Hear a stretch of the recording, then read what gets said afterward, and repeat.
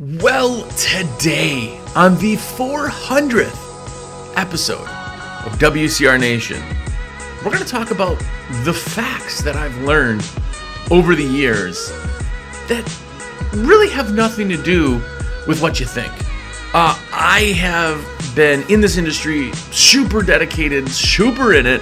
I've picked up a lot of things, and hopefully you will too. So either way, it's number 400, baby. Let's hang out. Stay tuned to WCR Nation.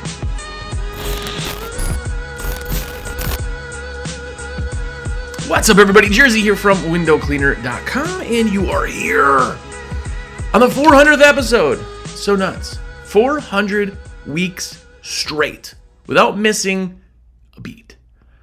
I've been on cruises with no internet access on those times. I've been at conferences and shows and still haven't missed an episode. So knock on wood that's not going to happen for a while. But I'm glad you're here. I'm glad you're here. And by the way, it's 400. If you think you like what I do, review it on like Spotify or something. Let me place your orders, at least for the 400th. You could give me like a congratulatory, here, put my order in, high five. We'll get to that later, but I just want to say thank you. If you're here, you watch something, maybe this is your first time, maybe it's not. If it's your first time, welcome. If it's not your first time, thank you for 400 weeks of doing this. So I really, really appreciate it. And there are a lot of you who listen every single week, and it's just rad. So thank you so much for that.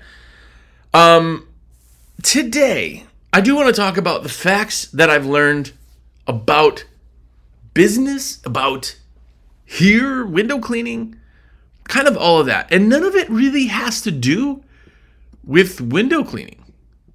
I know that kind of sounds weird, but I picked up a lot of things. A lot of things. I'll tell you, I've said this before. This is no exaggeration, though. I talk to hundreds of window cleaning companies a week.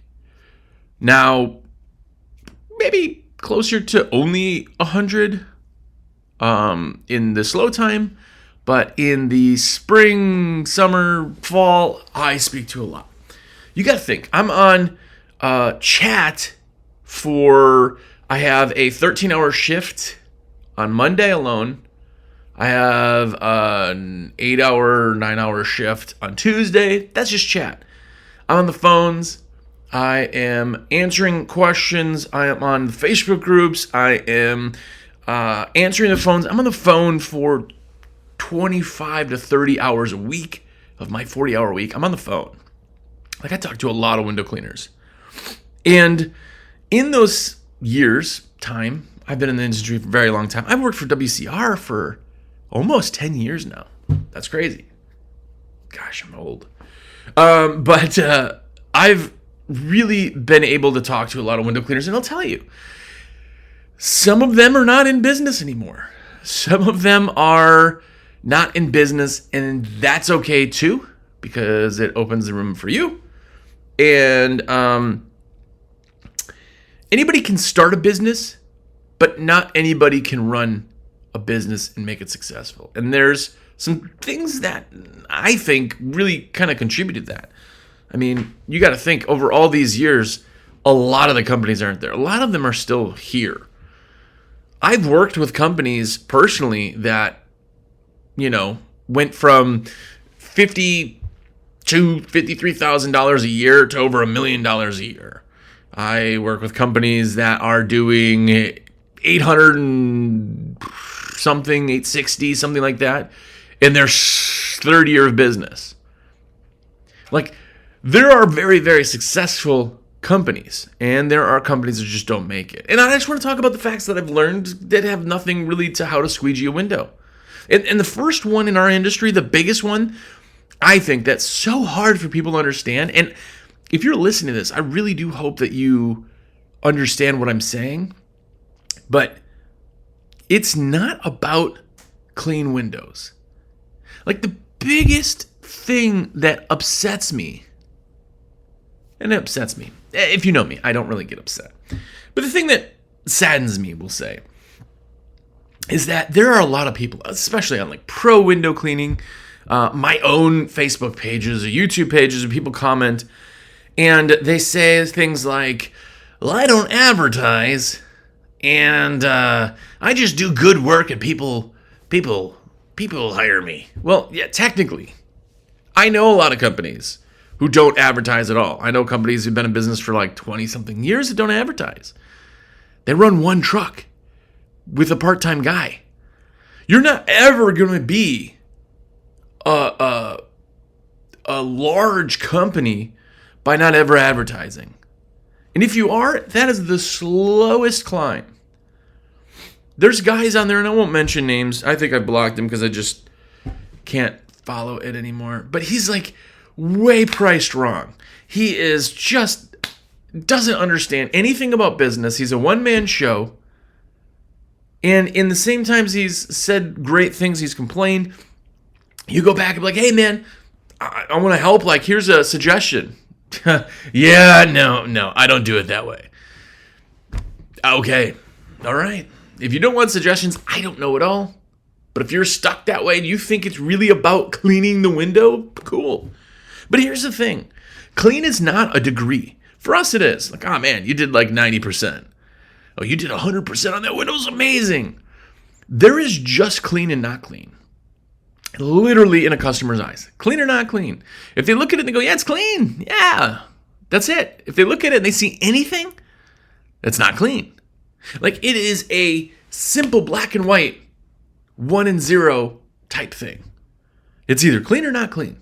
And so many people struggle and they're like, well, I just going to clean it way better than somebody else. Nobody cares. Nobody cares that you did it better than somebody else unless the other person didn't clean it. Because remember, between 90 and 100, if somebody's like, yeah, it's clean, and you come in and you do a better job, they're like, yeah, it's clean. It is not about cleaning windows. It is about the experience, the luxury of being able to do that. Nobody dies if their windows aren't clean. It's a treat. It's a special treat. It's a very special, you know what? I'm going to treat myself. No matter what, people have excuses because, as you know, 50% of the people, when you show up to their house, they're like, oh my gosh, sorry I had to hire you guys. I've been so bit. Don't apologize. This is what we do. I'm just glad we can help you, right? People sometimes feel guilty to hire us. But why did they give us the excuses to do whatever? They wanted to treat themselves in some way. They got a bunch of stuff to do, and I got to clean the windows. But they don't have to clean the windows, even if they're having a party. They want to because they want the party to go awesome. They want people to come and go, oh my gosh, your home is immaculate. That's what they're saying, right? It's the experience that keeps people coming back. It is the way you answer the phone, the way you talk, the speed at which you book somebody. Phone bids, which, by the way, I'm not even talking about phone bids, but if you're not doing phone bids, that absolutely is, that's doing a disservice to your company. But you will get more people happier if you can do bids over the phone right then and there. Because if I call you and you say, yeah, we'll get out there this week, I'm like, I hang up and I'm like, well, that didn't do anything. But if I call you and you not only give me the price, you give me the date, you tell me about yourself, you tell me your value, I'm like, heck yeah, let's do it. Done. I hang up. Windows are done. The windows are done. It's off. It's in the chores on its way. That's the experience, the first piece of the experience. And that goes through everything. That goes to how you greet them, how fast you are, what value you bring to them, right? Are you taking shoes off and bringing them a hot coffee? Like, these are things that obviously you don't bring every customer a coffee and a fresh cookie. But the idea is that if that happens, that's what people talk about. Read reviews. Every one of you have reviews, even if it's only a couple. The reviews will always say, oh yeah, they did great work, but oh, John was so nice. Oh, he was such a nice guy. Oh, they did such good work. They were so polite. It mentions the work, but more it talks about the experience. There's too many people out there who think that somehow it's about the clean window. Well, I do good work and people... No. I'm controlling the situation when I have a business. I'm not just going to like give them good work and hope they come back because I do good work, because guess what? If they've never hired somebody else, they also do good work. They don't know. So it's not about that. And another fact that I've learned through all of this, really kind of back to this too, is networking is amazing. Next week, actually, I leave on Tuesday from when this is being recorded. I'm going to Las Vegas for the IWCA show. It's the International Window Cleaning Association show. They have a trade show and all that. We're going to have booths, obviously, but I get to talk to people in real life, see people. By the way, if you're there, please don't tell me later, oh, you're so busy. Just stop, say what's up, man. High five, fist bump, do whatever, even if I'm busy. Please. But I get to put faces to the name. I get to talk to people. I spend all day talking to people. That's pretty rad. The networking that you can do in your area is also awesome. I am 1,000% on board with being friends with other window cleaners. And it doesn't even have to be in your area. I mentioned Pro Window Clean. It's a Facebook group. There's trolls in Facebook. It's starting to get busier, so people are starting to be less of a troll. But in reality, Facebook groups are great. I've met some of my best friends in the entire world window cleaning. And they're window cleaners. Or they're onto something else in the industry or whatever.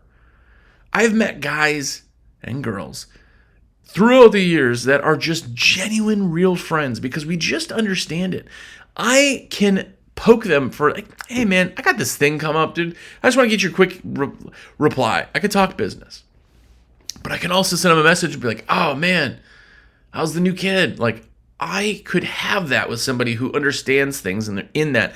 I could be happy for somebody else's journey and successes in the same space that I am because I can see what other people do. And if they're not as big as you and you're friends with them, you could maybe help them. There's nothing better. I've done this 400 episodes just to try to help people. Yeah, I put orders in and make money doing that. But realistically, you don't have to ever order from me, and a lot of you don't. Some of you just are like, yeah, I'll get this free information, and I'm not going to give back to that. I'm just going to take it. Cool. Hope it helps. You get to then do that. Networking is amazing. It is absolutely phenomenal to have people in your industry, in your brain space, and everything else you'll be able to talk to. It's phenomenal. And hopefully, if you have people in your life like that, you'll ask them about this. But another fact that I've learned that people are really stuck on, which kind of taps to number one, is it is value over price. Now, I would like to say, whenever I'm talking about price, there will always be 2% of people who are only interested in the lowest price. Those are also the people who complain about everything because every contractor they've ever hired is hot garbage because they always buy the cheapest. Well, I don't know why this guy came in so much cheaper, but... And then you use him and go, this guy sucked. Yeah, you paid for that. Like, he knew he underbid something. You still chose him. Like, there's that. I get it. But you want to know something? If somebody's only buying you on price, the next time they talk to somebody whose price is just a little bit less, they're going to go with them. That's not a real customer. That's not a relationship. That's not a build. That's just you'll do for now. It's a one-night stand in business. You don't want those anyway. But the rest of it, it is the value, not the price. The value that they get for that. Like, I always say this, and I love this phrase. As you know, I've said it over these 400 episodes. I've said it dozens of times, probably. But I always say this. I'm going to sell you something right now, you're listening, for either $1, $100, or $1,000. But I'm not going to tell you what it is. What would you pay? Most of you would say $1. Maybe you'd be like, I don't want to be the cheapest, but maybe $100. Seems like a lot. I don't know what I'm getting. Maybe I'm giving you a piece of gum. You don't know. Because I didn't tell you the value. I just told you the price. You're always going for the cheapest. You don't know what I'm talking about. But as soon as I can convey value to you, and I say, It is a brand new Lamborghini. Brand new. Fully fueled up and ready to go. Now, you go, holy cow, I will give you $1,000 right now. I'll buy two at $1,000. Now you're excited. You understand the value you're getting. It doesn't come back down to the price. I'm guessing. I'm putting words in your mouth. But none of you are going to be like, yeah, well, I'd probably still pay $1. Yeah, only $1. Knowing it's a brand new Lamborghini, it doesn't make sense. You don't know the value. Some of you would still maybe say $1. And you are part of that 5% of people who would always choose the cheapest. And that's fine. But understand value is better than price. Because value, I can add value. Somebody could always be cheaper. And somebody always is cheaper. But I am what adds value. I'll give you an example with WCR. If you use me as a rep, sure, a ton of you just text me and be like, yo, I need a black diamond rubber. I need, whatever. I need a super channel. I need some squeegee life towels, whatever. That's phenomenal. Phenomenal. If you text me, my value, because it's the same price if you go on, you log in, you go find all this stuff, you put it in your cart, you go into checkout, you got to log in. All of that stuff, I save. So my value is putting that in easier for you, but yet I can also tell you fitment issues. Hey, I got this Etorate Pro Plus handle. Is that going to fit this channel I got in my cart? What do you get? I could tell you fitment. I could send you pictures of things. I could tell you better stuff. I can say, what do you recommend for? They can do. That's my value. And it costs you nothing extra. My value is me. Like, I want to be able to help people. And a lot of times people just put orders in normally, and then when they have questions, they know they can step back and rely on me. They just place all of their orders through me, and then when they need me, I'm there. That's the value. The other companies, or the Amazon, or the what? Guess what? Amazon, Walmart, these are places. Amazon for the convenience, not always the cheapest. Walmart tries to be the cheapest. That's just their thing. You also show up to Walmart and there's crap on the floor and empty aisles and nobody wants to help you. You know when you go there, I'm not going to get any help. The value is not there. It's the cheapest. That's everything. Everything back in life. So when you go back to value versus price, it is about value. You get to create value. And the more value you bring differentiates you because the next guy's not.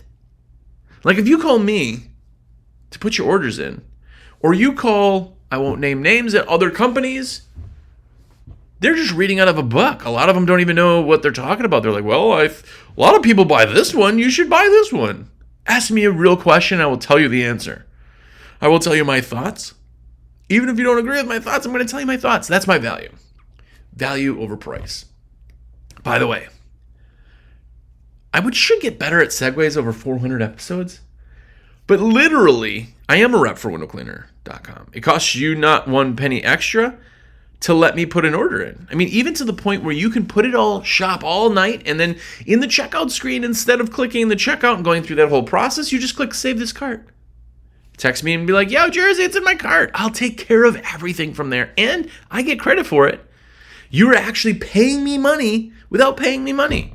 Because I take it off, like the order, you would have paid the same amount if you did it or I did it.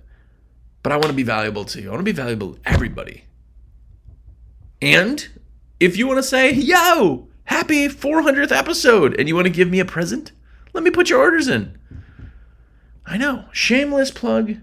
And I'm okay with it. At this point, I am absolutely okay with it because I do like to pay, bills and buy food and,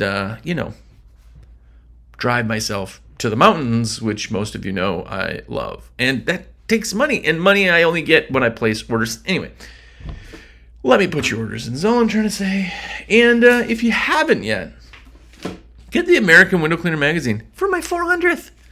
Hey, happy birthday of the Nation show. I'm going to buy a magazine. Anyway, get a year subscription to the magazine. Go to awcmag.com. The magazine is the American Window Cleaner magazine. It is for window cleaners by window cleaners. It sounds corny, but it's awesome. It also comes with, of course, a sticker sheet, everything to do window cleaning. We're just involved in the industry, nerds, and I bought the magazine now 3 years ago. It's changed. It is phenomenal. I know you're going to like it. Get the magazine. Be smarter in business. Just jump into it. But if you know more than anybody else, then you are the pro.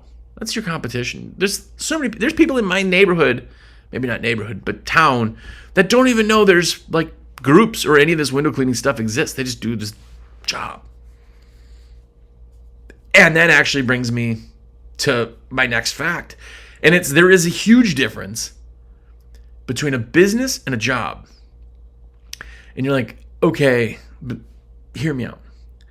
If you show up and you work and you put in your 8-hour day and you go, I made really good money. I made $1,000 today.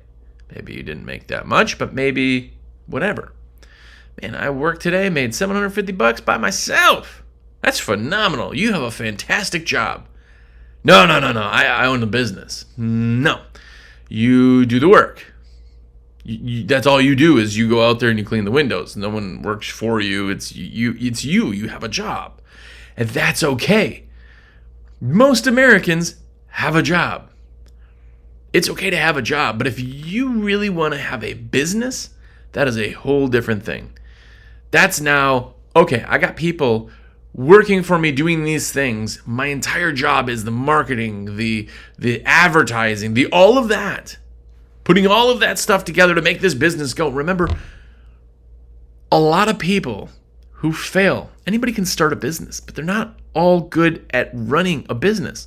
Or they'll be successful. Or maybe your 8-hour a day, only you don't have employees, is what you like. Awesome. You can't sell that. Nobody's going to be like, oh, yeah, I'll take, this is a list of people. Maybe you can. Maybe you'll find some sucker. But if you got a job, basically, you're a window cleaner and you're doing $100,000 a year all by yourself, and you can even go, hey, you want this? You want to buy this? I'm going to say, well, I guess, but it's a list of people who like window cleaning. Nothing else comes with it. There's nothing else. You're just selling, hey, you want to do my job? That's it. That's okay, but if you want to build a business, it is a different mindset. It is systems and advertising and marketing. It is having somebody do something that's the mundane so you can do what you excel at. What are you the best at? Why are you going to make it successful? That's the difference between a business and a job. Very, very, very big difference. Different tasks. Different mindset. I had one of the best things that I had heard from somebody, and I was talking with them quite a bit. And they said, you know something? This is super weird. But like a couple weeks ago, I woke up and I just realized I had a business mindset. Like all those years, I was just a window cleaner. I had some people work for me, but like we just cleaned windows. Like, And then all of a sudden one day I was like, I have a business. I'm a CEO. That changes everything. That changes how it's structured. How does it get better? How does it get more efficient? How many other little pieces are you working on in your business that isn't just the cleaning of the glass? Remember, it's not about clean windows. It's about the business. How are we creating that? How do we get people into this rotation? How do I get them in my web of goodness? If you just show up, you're like, oh yeah, I got a job at 10. You show up and you do it and you're like, hey, thanks, I got paid. Cool. That's a job. If you say, I got a job today at 10. I'm going to send the crews out there. I'm going to make sure that they get rescheduled in the dentist close. But while they're doing that, I'm actually going up to this business park and I have a meeting with this property manager. I'm going to go do this and this and this. That's a business. You're doing other things while the money's coming in. You're doing things to grow the business. When you see a company that's huge in numbers, that's why they're huge in numbers. They don't have a job. They're running a business. It's a different mindset, and it's okay to do any of them or any versions, but businesses are more successful. Because not only you're like, yeah, you know what? I make $100,000 a year. I do it by myself. I don't have headaches. Fantastic. You don't have an asset to sell. A business who has some headaches, but people, staff, trucks, they're making $100,000. They have an asset that they can sell. That's the difference. Right? The other thing too is being able to have a company run without you being there. The first time you go on vacation and have guys doing stuff and you're like, I'm making money, I'm sitting on a beach. Your idea changes from job to business. And it's a big, big, big one. But it's okay to do both. So don't get me wrong. Every time I say this stuff, I always get some angry, I really like to. Cool. That's fantastic. Fantastic. If you love your job, that's awesome. But if you're confused at like why it's not growing or what it's not doing or what would you like to, or you're just looking and you're like, man, I want this to happen this way. That's part of it. That's why we talk about this. There's no wrong way. I'm just a dummy who just sits and babbles to himself. It's up to you to decide what path you want. But I'm just here to tell you the ideas that maybe you're not thinking about. And the last fact that I wish more people actually follow. People know this, but it is so absolutely hard for people to actually do. And it's to not compare your journey to someone else's.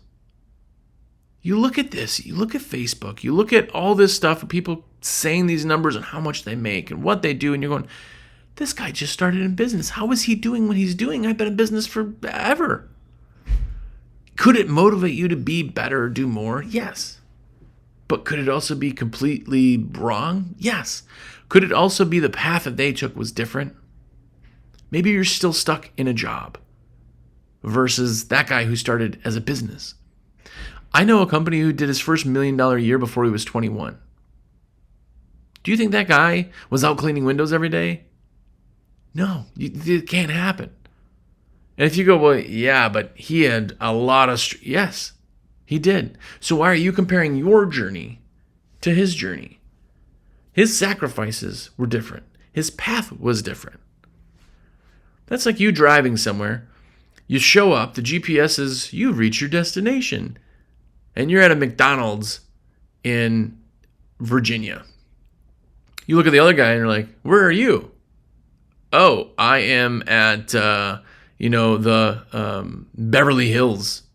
And you're like, what? Man, how did you get to go to Beverly Hills? I'm not at Beverly Hills. I'm in Virginia. Why are you comparing yourself to somebody else's journey? Like, how did they get there? They drove for 13, hours longer than you did or whatever, wherever you are.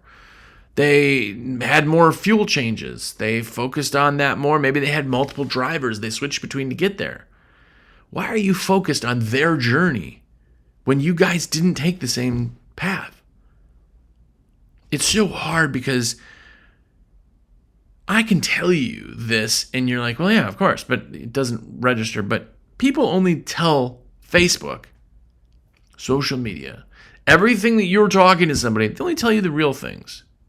You ever have a real friend that you're like, oh man, dude, I was so sick. Man, I was throwing up for days.